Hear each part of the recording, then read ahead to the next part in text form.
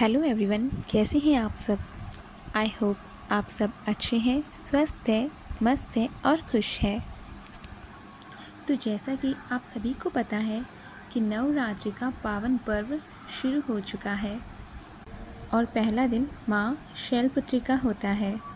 पहले दिन हम कलश स्थापना भी करते हैं, जिसे घट स्थापना भी कहा जाता है, और लगभग सभी घरों में कलश स्थापना होती है और होनी भी चाहिए।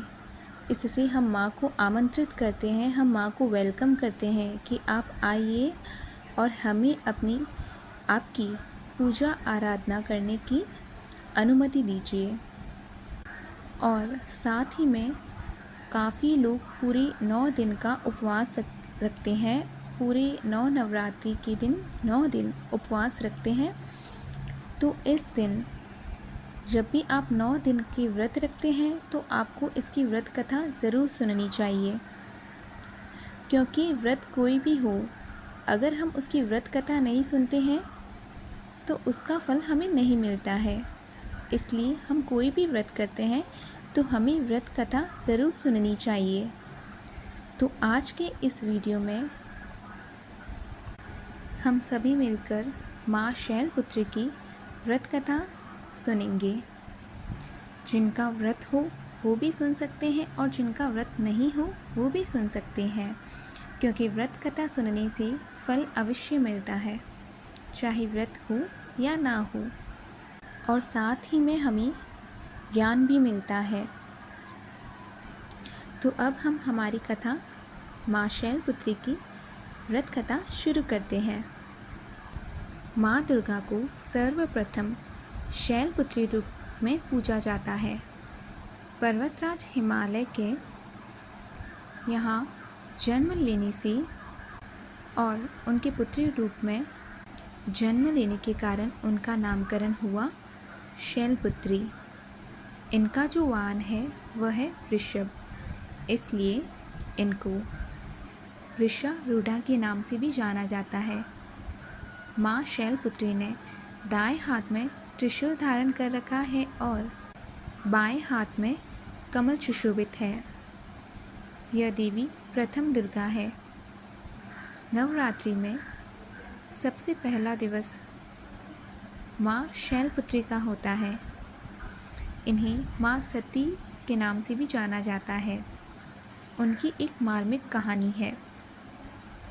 एक बार जब दक्ष प्रजापति ने यज्ञ का आयोजन किया, तब सभी देवताओं को निमंत्रित किया गया। और यह जो दक्ष प्रजापति है, ये माता सती के पिता थे। और जब इन्होंने यज्ञ का आयोजन किया तो इन्होंने सभी देवी देवताओं को निमंत्रित किया, लेकिन देवों के देव महादेव को निमंत्रण नहीं भेजा और उनको अपने यज्ञ में शामिल होने के लिए नहीं बुलाया। और जब माता सती को पता चला कि उनके पिता के घर में यज्ञ हो रहा है, तो वो वहाँ जाने के लिए विकल हो उठी और उन्होंने जाकर शंकर जी से कहा कि वह यज्ञ में जाना चाहती है। लेकिन शंकर जी ने कहा कि सारे देवी देवताओं को निमंत्रित किया गया है, लेकिन उन्हें नहीं, इसलिए वहाँ जाना उचित नहीं है। इस बात पर माता सती बहुत क्रोधित हुई। उन्हें बहुत गुस्सा आया कि सभी देवी देवताओं को आमंत्रित किया गया है, निमंत्रण भेजा गया है, लेकिन उन्हें क्यों नहीं, जबकि वे तो उनकी पुत्री और दामाद है। फिर उन्हें क्यों नहीं निमंत्रण भेजा गया। और वे शंकर जी के सामने जिद करने लगी कि वे वहाँ अवश्य जाएंगे। काफ़ी देर तक शंकर जी ने उन्हें मना किया, लेकिन फिर शंकर जी ने उनकी ज़िद को देखकर उन्हें वहाँ जाने की अनुमति दी। और सती माता वहाँ से निकलकर जब अपने घर पहुँची, अपने मायके पहुँची, और वहाँ जाकर देखा कि सभी देवी देवता वहाँ उपस्थित हैं, लेकिन उनके पति शंकर जी वहाँ उपस्थित नहीं हैं और ना ही उन्हें निमंत्रण भेजा गया। इस बात पर उन्हें बहुत गुस्सा आया और वे बहुत क्रोधित हुई।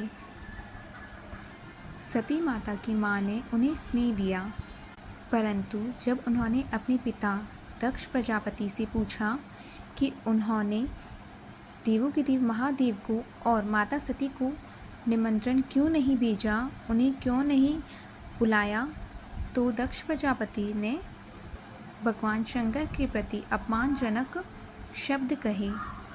इससे माता सती को क्लेश पहुंचा और वे बहुत क्रोधित हुई और वे अपने पति का यह अपमान नहीं सह सकी और उन्होंने योगा अग्नि द्वारा अपने आप को जलाकर भस्म कर डाला।